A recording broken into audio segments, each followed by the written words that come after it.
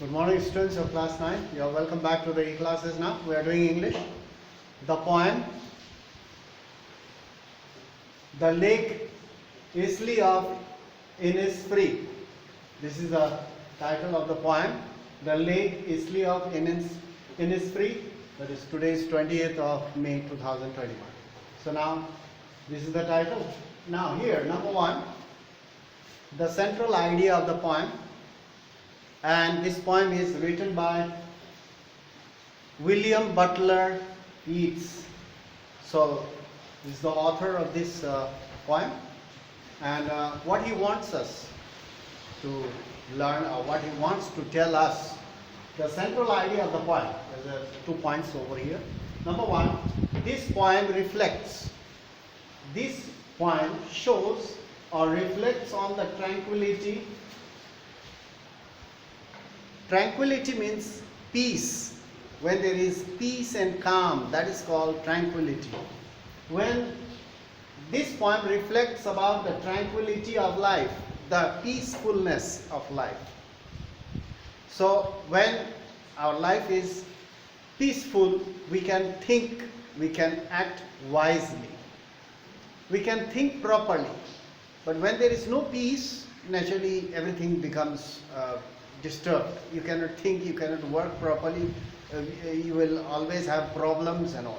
So peace of mind is very, very important. So this poem reflects about the peace of mind and about the peace in life, tranquility of life. In fact means really speaking, in fact, living in a cottage, living in a rural areas or far away from the madding crowds, far away from the bustling crowds. So in a cottage, the writer wants us to learn what happens when you live in alone and away from the crowd. In fact, living in a cottage is quite different from fast and busy life of the city. So in the city, everything is moving very fast. The life is moving very, very fast in the cities.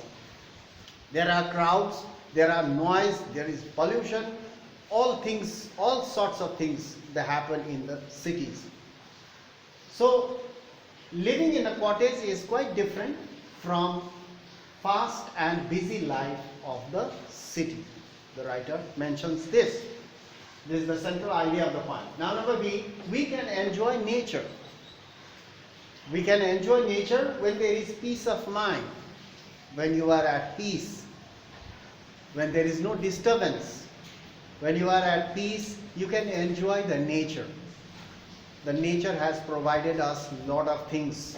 Beautiful world, beautiful trees, birds, the sunshine, bright sunshine, beautiful flowers, the birds, the animals, the insects, various things, the weather. So we can enjoy nature when there is peace of mind. But real peace is impossible in a city. Why the writer says, or the poet says, that real peace is impossible in a city? Because in the city, even if you want to remain alone or quiet or in a lonely place, there is no place. There is all sorts of noise, disturbance, commotions, hustle and bustle of busy life in the cities, the sound of the traffic. So, real peace is impossible in a city. Sometimes we need to remain alone. Sometimes it is very good to or important to remain alone and reflect our actions, reflect our thoughts. So that's why writer wants to move away from the city to a lonely place. Peace can be found in a solitary place only. Solitary means calm, lone, alone. So lonely place. That's why in the olden days, in ancient periods, and these sages, hermits and rishis, they used to remain alone in the forest and they used to do meditations. Why? Why they chose forest? Because there you will find peace and calm. So that's why peace of mind. So peace can be found in a solitary place only, not in a busy place, not in a crowded place. You will get distracted, you will get disturbed. So peace can be found in a solitary place where the place is quiet and calm. This is the central idea of the poem. Now we'll talk about number 2, the theme of the poem. What is the theme of the poem? So let's talk about, there are altogether 6 points over here I've mentioned. So number 1, the poet says that William Butler Yeats says that he is going to Innisfree. He is going to Innisfree. Why? Because that was the place where he lived before. Now he has grown up, he has become a poet, and he lives in the city right now. So, but he wants to go back there again. So he is going to Innisfree, an island in Ireland. This Innisfree is not an imaginary word. It's an island, a name of an island in Ireland. So to build a small hut or a cottage. The writer thinks, right now he is living in a city. He thinks that I'm fed up with this busy life of the city. I want to go to Innisfree and build a small cottage there and live there. The rest of my life I will live over there. Or sometimes I'll go and visit that place. I need a solitary place. I need a peace of mind. So he wanted to build a small hut or a cottage there. Number B, there he will grow 9 rows of fruit trees. He imagines, he thinks, while sitting in the city, he thinks that there I'll build a cottage there, and I will have a small garden over there. I'll plant 9 rows of fruit gardens, fruit trees. I'll plant an orchard over there, and the birds will build nest over there on the trees, and there will be beehives on the trees, on the branches of the trees. There will be a beehive, and every morning I can sit outside in the garden courtyard and watch the birds building their nest. I will listen to the chirping of the birds. I will hear the humming of the bees making their hives busy. All these creatures will be busy, and the sound of the insects they make. So, wisely, he will grow 9 rows of fruit trees and a honeybee hive. There will be a honeybee hive on the trees, so that I can watch them building their hives. I can watch the birds building their nest. I can enjoy nature in a solitary place. This you cannot find it in the city. He says, that's why I'm going to Innisfree and build a cottage there. He wants to live alone in peace with nature. He wanted to live in peace with nature. So the poet says that the more you are away from the nature, more problems you will have. That's why in olden days, people used to live with nature. They used to live among the trees. They were always happy. They never felt ill. They never felt sick, because everything was fresh and green.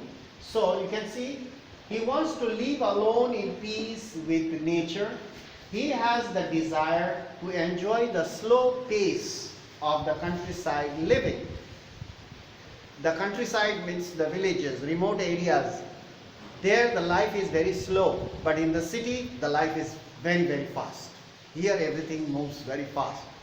At a faster pace the life moves on, but in the countryside the life is very slow. So he wanted to go there, build a hut, and enjoy the slow pace of living and the beauty of nature. So he has a desire for this. Number C, in the end of the poem, the poet speaks that every night, in the end he speaks that every night when I sit in the room in my city, in the city where I am in my city room house, so that every night he hears the lake water lapping. Lapping means splashing sound, lapping against the shore. When he stays in the city flat or in the house or home, he is in the city, and every night he dreams, he thinks, he can hear the sound of the lake water lapping against the shore. The waves are striking against the shore, and he could hear the sound. He could hear the birds singing. He could hear the bees humming, the crickets, the insects making certain noise. He enjoys that. He dreams and enjoys. So he could hear the lake water lapping against the shore, even though he lives in the city, yes, you can see that, even though he lives in the city, his mind is there in the village or in his free. Even though he lives in the city with the crowded roads, busy life, with lot of people, with the crowded roads, he is drawn. Drawn means attracted. He is drawn to the rural sound of Innisfree. He is drawn, attracted to the sound of the Innisfree, the sound of the nature, the sound of the birds, the bees, the insects.